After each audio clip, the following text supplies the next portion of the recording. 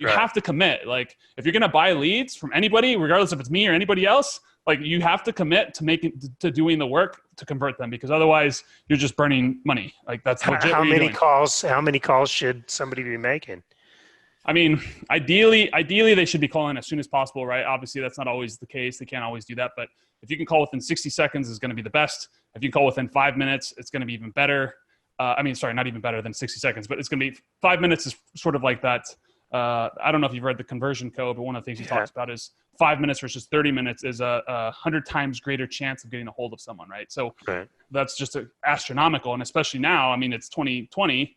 That book I think was written in like 6-7 years ago. So I'm sure the consumer is even more savvy. We generally say 6 to 10 calls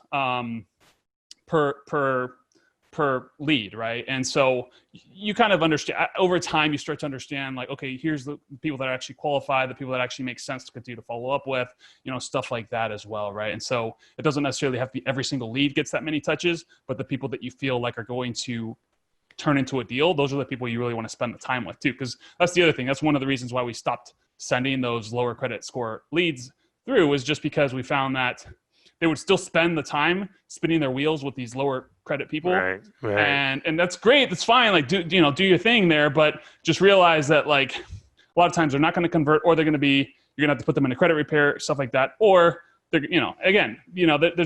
they're wasting, or not, they're spending time with the people.